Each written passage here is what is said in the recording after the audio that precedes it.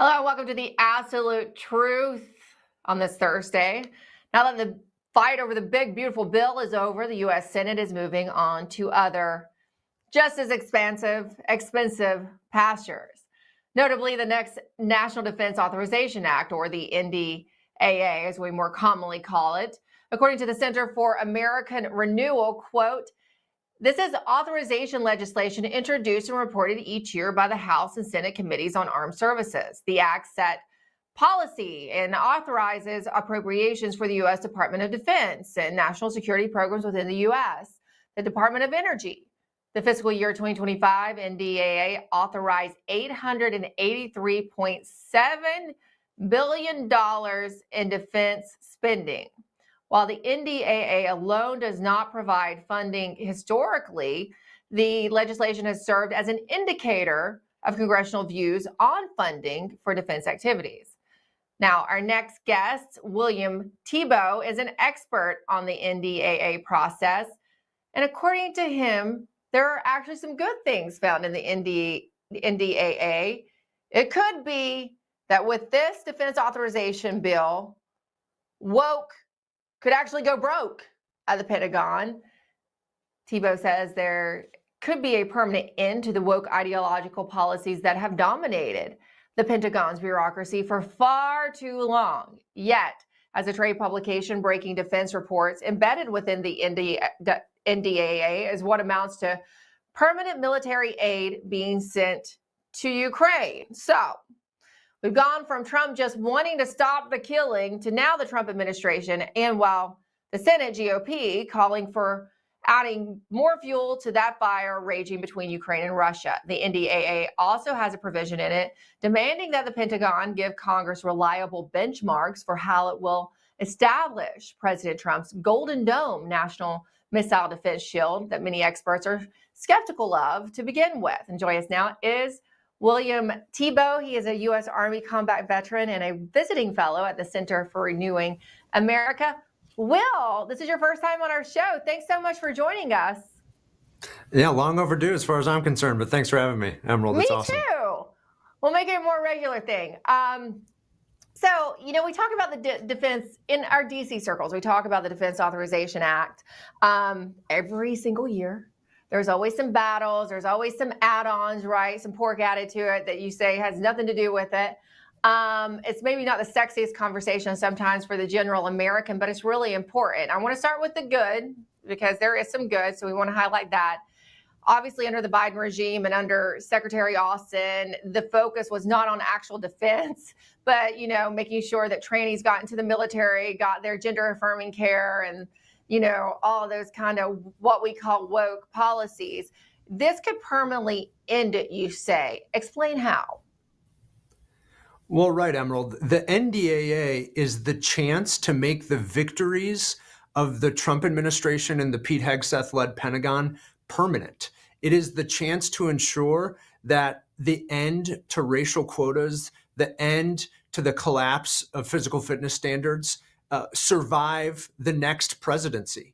And that's, I think, a crucial task of the House of Representatives and the Senate, is not to rest on our laurels and to rely on the great work this administration has already done when it comes to the encroach of wokeness into the military, but to ensure that wokeness is dead for good.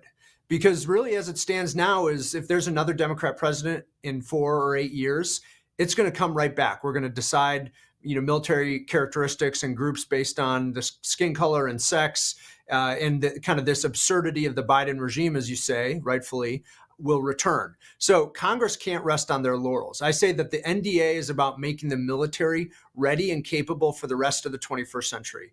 That's true when it comes to military innovation and buying good technology. And it is also true in the context of ensuring that wokeness is dead for good. The statement you made was really important about if, say, there is a change in power between Republicans and Democrats in the next administration. It is important to codify these policies because the easiest way to put it, right, Will, is that they'll just come in and they'll turn the lights back on. That's something that this administration been very focused on with unraveling USAID. is that it's done in such a way that these Democrats can't just come back in and turn the spigot back on. And this money is going to all these nefarious activities across the globe once again, or to corruption and lining the pockets of even some of the politicians. So Will, how much support is there currently in Congress to make this a permanent end to DEI policies at the Pentagon, to actually codify it? I don't know how much support there is, Emerald. And when I qualify support by saying, who is willing to vote on it right now? Who's willing to put a vote on the line, put a political career on the line to permanently end considerations of race and sex for military personnel and programs? Because I'll be honest with you, for years now, groups like ours have been fighting to ensure that these policies are in the National Defense Authorization Act. Even during the Biden administration, even during the first Trump administration. But what you'll find is through the secretive bureaucratic legislative process, text that is hopeful and optimistic will be announced. You'll think that there's some momentum, and then the backroom deals of the legislature will take effect, and all of a sudden, the best provisions that preserve the institutional integrity of the military are all of a sudden gone. So we really need to see this thing through until the end. Like you say, the conditions are set. I think the appetites are there to actually make a change. But my fear is that some staff and senators and congressmen will think that because we're in charge at the Pentagon and in the White House, that Congress doesn't need to take as many political risks to take these political footballs off the table. But my point is that the opposite is true. Now is the time to capitalize on the righteous executive orders and Pentagon policy memorandums from the Trump administration and to make those law. Because what you've seen is that the Pentagon bureaucracy is still kind of subverting. They've renamed offices, they've reassigned people gently so that the underlying ideology remains. We have to ensure that that underlying ideology loses any oxygen and never returns. You're right. And that's happening not just at the Pentagon, that's happening at agencies across the board. I know specifically, even in the smaller agencies, we don't pay much attention to. Instead of actually unraveling the DEI office, that's in there, they're just quietly reassigning people and trying to wait out this president. It is sad to me, honestly, Will. I don't think this is a political risk, especially for so-called conservatives on the Hill. This should be the easiest vote they make, in all honesty. But you said the staffers. I know you said them first before you even said the members of Congress, because often it comes down to the staffers and they're whispering in the members' ear and they say, no, sir, you can't do this. No, ma'am, you can't do this.